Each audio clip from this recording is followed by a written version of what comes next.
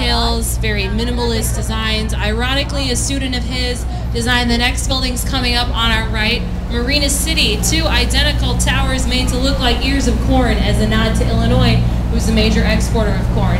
If you think about the shape of Marina City, think of it like two tree trunks with a shaft of elevators going down in the middle and then apartments coming out from that middle shaft. That makes those apartments really uniquely shaped. They're shaped like flower petals or pieces of pie. If you ask anyone who lives in Marina City, they'll tell you it's pretty hard to furnish residential units in that unique triangular shape. No one who lives there is necessarily complaining though. Because of that unique shape, each and every one of those residential units has its own private balcony. Now, Bertrand Goldberg believed that if you lived in a city, you should have everything you need to live close by. So you shouldn't have to travel far for all of your necessities. When he opened Marina City, it had everything you needed to live inside of it. A bowling alley, an ice skating rink, a movie theater, restaurants, bars, dry cleaners, grocery stores, parking space, and even a place to park your boat underneath the building, making it one of the hotter properties when it opened in 1964. I'm going to do a quick sound check. Can you guys in the back hear me okay? Yeah. Yes? Oh, great.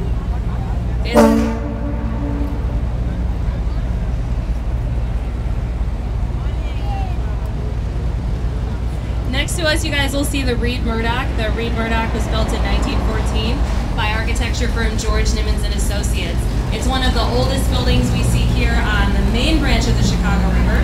If you look at it, at first glance, the building on our right looks like it should be symmetrical. When it opened, it was. Take a closer look at it today. You'll see there are 5 bays of windows on one side and 6 bays of windows on the other side. They had to slice off one of those bays of windows and push the building together when they widened the LaSalle Street Bridge, which is the bridge that we're going to go under in just a second. The clock tower at the top of that building is indicative of the time period that it was built. So back in 1914, a lot of Chicagoans couldn't afford watches, so they needed those clock towers at the tops of the building so that they knew what time it was.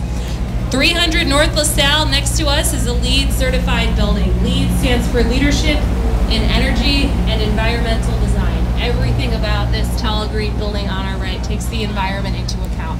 Instead of being cooled by a traditional air conditioning system, it's actually cooled by Chicago River water. Chicago River water flows up the side of this building, cooling it. When it exits the building and re-enters the river, the water is actually cleaner than when it entered. So not only is that building sustainable in and of itself, but its cooling system also acts as a purifier so that the Chicago River gets cleaner as that building is cooled. The very top of that building has a green roof. Now you can't see that green roof from the boat level, but what the green roof does is it mitigates rain runoff and it provides a lovely green space for its employees to enjoy. The Merchandise Mart next to us is hard to miss because it has 4.25 million square feet of space inside of it. It sits on 2 entire city blocks. Up until 2009, Merchandise Mart over here had its own zip code. It was built to house the 14 warehouses of the Marshall Field Company. You guys will see some statues facing that building. Those statues are different busts and heads of titans of the catalog industry. So Field, Filene, and Ward all have their likeness there facing Merchandise Mart.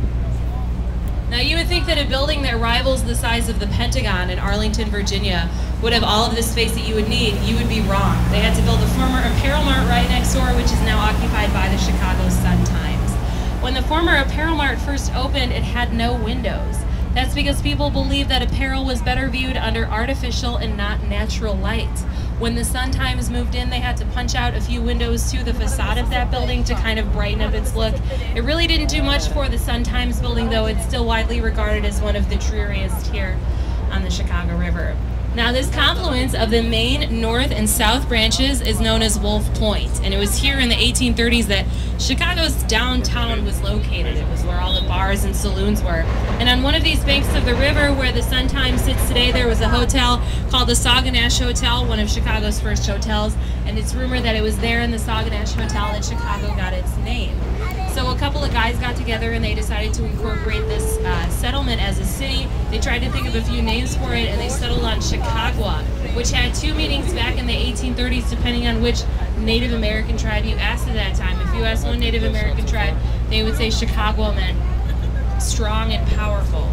If you asked another Native American tribe, they'd be like, Chicagua, that means wild and smelly onion. So we just left the main branch. We're heading down the south branch of the river. You guys will see next to us some train tracks. Union Station's tracks take up 9.5 city blocks of Chicago's downtown. A lot of Chicago's downtown buildings are actually built over the railroad. When you put a building down over the railroad, you actually have to buy the air rights over it. You buy or lease the air rights, and then you're able to put a building down on the railroad. One building that's no exception to this air rights rule is 100 North Riverside Plaza, which is coming up past the bridge on our right. I know why you guys all came to Chicago this Memorial Day weekend, and it was to see the world's tallest two-sided clock tower. Well, there it is, at the top of 100 North Riverside Plaza. That is it, according to the Guinness Book of World Records. Now, not only is 100 North Riverside Plaza built over a railroad, but it's actually also built over a switching track. So you can't put a pillar down on a switching track. With those trains switching from track to track, you would run the risk of those trains hitting a pillar and making, getting derailed and making kind of a mistake when they were switching tracks. So if you can't put a pillar down for a building's foundation, how do you put a building down if this building is over a switching track? The architects did this. They put 5 piers going down one side of that building. Those piers are lines that go straight down into bedrock. So on the opposite side of the building, there are 5 lines. They go straight into the earth. They shoot up the side of 100 North Riverside Plaza, and they're connected to a trapezoid shape called a truss at the top of that part of the building. That truss holds 5 more sets of piers down the opposite side of the building, and it cantilevers, which is architecture speak for hangs, those stories of building over mid-air. You can go to the southeast corner of 100 North Riverside Plaza and literally walk underneath stories of building being hung over you. If you think about it like a diving board, they spring-loaded one side of it, left the other side hanging. They made that building look like it was on a normal foundation, though, because they were worried that if people knew they were walking under a building being hung over them, they might get a little bit scared. 2 North Riverside Plaza next to us, a giant Art Deco building in the same style as the Merchandise Mart. In just a second, I'm going to point out a building behind that building, the City Core building. It has a dark blue shape and black horizontal lines.